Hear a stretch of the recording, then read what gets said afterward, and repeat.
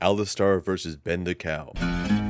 This will not go as you expect. If you think you have the answer, you haven't read deep enough. Reasoning, both are noble cows who gave their life or sanity for the sake of their people. Alistar is 10 foot 5 to 11 foot 1, extremely muscular and potentially upwards of 100 years old. Alistar has not been seen using any weapons other than his massive size, where we can see in this comic he smashes down on another gladiator and creates a massive sand rupture and crater below. Within the Runeterra universe, we have seen Minotaur charge through the most sturdy Demacian defenses. It's safe to say their bodies are enough of a weapon. Ben the Cow. I'm unsure of his height, but actual large bulls could be upwards of 11 feet tall. Ben is muscular, but not compared to Alistar, who's beefy. He's also middle-aged, which could be like 15 years old, as cows don't live that long. Ben, the leader and stoic hero of the Barnyard, comes equipped with his guitar, that he plays as he stands watch over those under his care. While it may appear to be just an ordinary guitar, when played properly, it is certain to boost the resolve of all those near, and instill fear within those who look to harm his flock. They are both a species other than human. Alistar is a Minotaur, and he's seen as one of their leaders. It's very easy for me to say he's extremely old, despite appearances. I say that as an explanation as to why I by default assume he's an extremely skilled warrior, beyond just brutalizing his opponents. He wasn't the only Minotaur sent to the fighting pits, but he was the only one of his clan to survive for a reason. Alistar is extremely durable due to the nature of his species and size. Not much is known of the early life of Ben, but he is a master of instrumental combat and wields his large body to extreme effectiveness against the Coyote gang incursions. Ben the Cow, in his finest and final moments, was seen fighting on despite multiple crippling and mortal wounds. That is an endurance and durability feat. He was one tough cow. The two cows never sought a fight. Alistar never wanted this for his people. He campaigned for peace through words before fighting. He was more than a brute. I would say he's fairly intelligent. There was a lot of animals in the barnyard in Ben's day. He might not have been the smartest, but he was certainly the wisest on the farm. Day after day, he tried to instill that wisdom and mission of protecting the weak onto his young son,